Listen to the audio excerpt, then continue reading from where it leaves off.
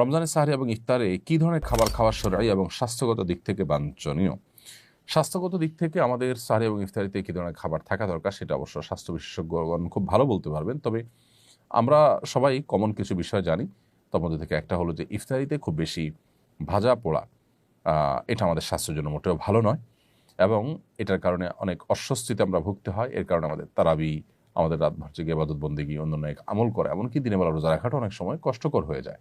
এই জন্য আমাদের স্বাস্থ্য ভালো থাকে সেরকম খাবার আমাদের খাওয়া উচিত। ভাজা পোড়া, অতি ঝাল, অতি মিষ্টি যেগুলো আমাদের স্বাস্থ্যের জন্য ভালো নয় সেগুলো আমাদের অ্যাভয়েড করা উচিত, অন্তত রমাদানে ইবাদতের প্রয়োজন হলেও।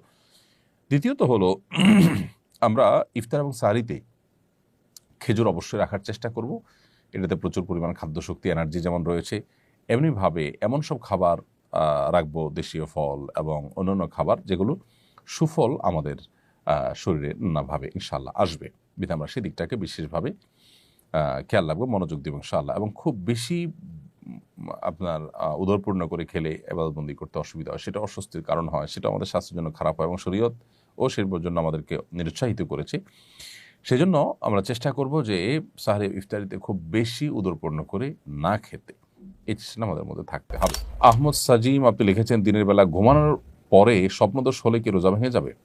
রোজাদার ব্যক্তি দিনের বেলা যদি তিনি ঘুমিয়ে পড়েন এবং দিনের বেলা যদি তার স্বপ্নদোষ হয়, তাহলে এর ফলে তার সিয়াম ভঙ্গ হবে না, তার রোজা ভঙ্গ হবে না, কারণ এটা তার হাতে নয়। তবে ইচ্ছাকৃত বীর্যপাত ঘটালে সেটি অবশ্যই রোজা ভঙ্গের কারণ হবে, স্ত্রী সহবাস করলে রোজা ভঙ্গের কারণ হবে, সেটি বলাই বাহুল্য। কিন্তু স্বপ্নদোষ হলে যদি বীর্যপাত হয়ও, তার ফলে তার রোজা ভাঙবে না, তবে গোসল ফরজ হবে, সেই হিসাবে তিনি গোসল করে নামাজ আদায় করবেন। খাদিজা আপনি লিখেছেন, বিগত রমজানের কাজা রোজা না রাখলে কি সামনে রমজান রোজা হবে না? বোন খাদিজা, এমন কোনো কথা নেই যে বিগত রমজানের কাজা রোজা না রাখলে রমজান রোজা হবে না। রমজান রোজা আপনি রেখে ফেলবেন এবং রমজানের পরপরই বিগত রমজানের যে কাজা রোজাগুলো রয়েছে সেগুলো দ্রুততার সাথে আপনি রেখে ফেলবেন। নাসরিন আক্তার সৌরভ আপনি লিখেছেন, কিভাবে মোবাইল ফোনের প্রতি আসক্তি কমানো যায়? বোন নাসরিন আক্তার, মোবাইল ফোনের প্রতি আসক্তি কমানোর জন্য নিজেকে নিয়ন্ত্রণ করা যদি কঠিন হয়, তাহলে সেক্ষেত্রে প্রয়োজনে স্মার্টফোন ছেড়ে বাটন ফোনে চলে আসতে হবে। কিছুদিনের জন্য যদি আপনি চেষ্টা করেন, অসম্ভব কোনো বিষয় নয়। কিছু কিছু হয়তো অসুবিধা হবে, কিন্তু সেগুলো আপনি ওভারকাম করতে পারবেন। এরপরে আফিয়াত আসনাত এআইডি থেকে আপনি লিখেছেন, রমজানে মৃত ব্যক্তির জন্য কিভাবে দোয়া করব? কোনো খতম বা এ ধরনের কিছু করা জায়েজ আছে কিনা? খুবই প্রাসঙ্গিক একটি প্রশ্ন করেছেন আমাদের এক বোন।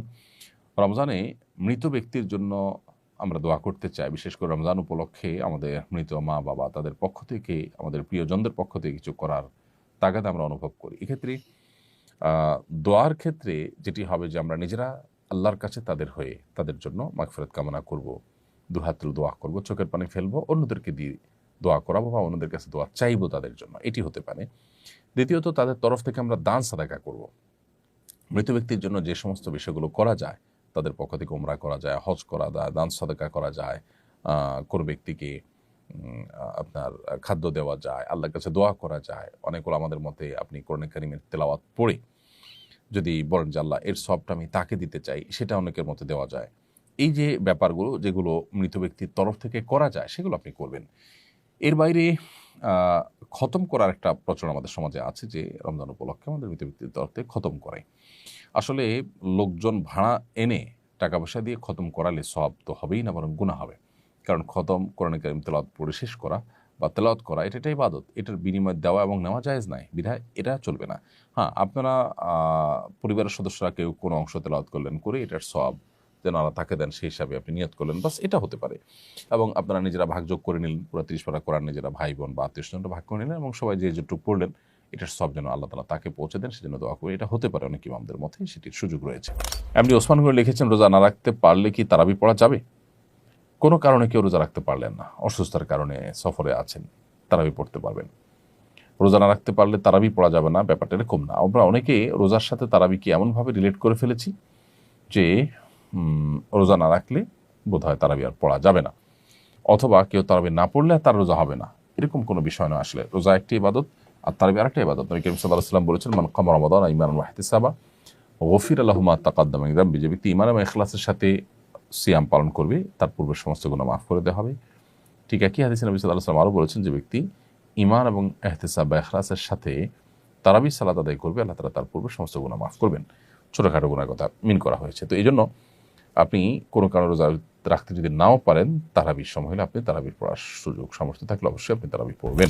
আরিফুল ইসলাম মাহিদ আরিফ আপনি লিখেছেন, রোজা রেখে কি অসুস্থ রোগীদের রক্ত দিতে পারবো? আমি এবং আমার টিম বিনামূল্যে ব্লাড ডোনেট করি।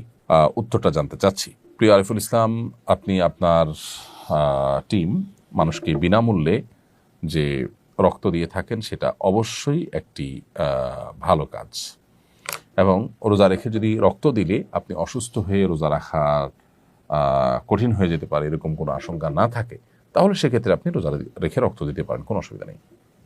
রমজানে রোজা রেখে শরীর থেকে রক্ত বের করলে যে রোজা ভেঙে যায় তা কিন্তু নয়।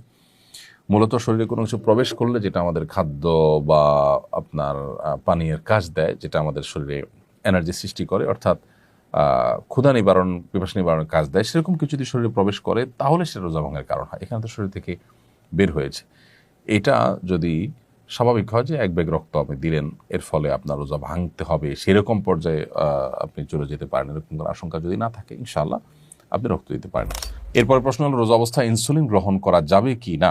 রোজা অবস্থায় ইনসুলিন গ্রহণ করা যাবে, কারণ যে ইনসুলিনটা আমরা গ্রহণ করি সেটা আমাদের আসলে পাকস্থলীতে বা পেটের ভেতরে যায় না, খাদ্যের কাজ দেয় না, এটা জাস্ট চামড়ার নিচে এটি থাকে, যার কারণে এই ইনসুলিন আপনি রোজা অবস্থায় গ্রহণ করতে পারবেন।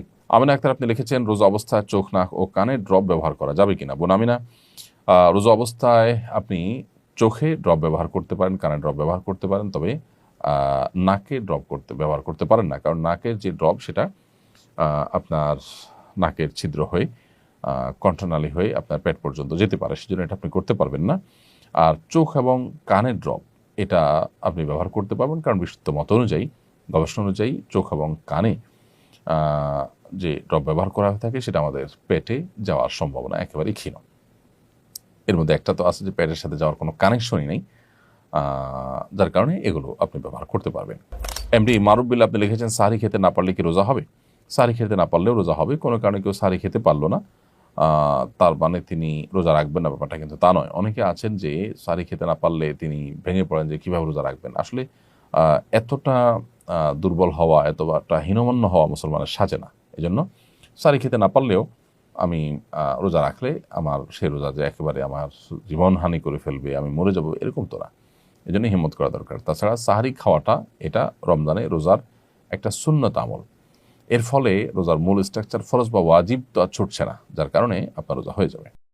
আস-সুন্নাহ ফাউন্ডেশন, উম্মার স্বার্থে সুন্নাহর সাথে।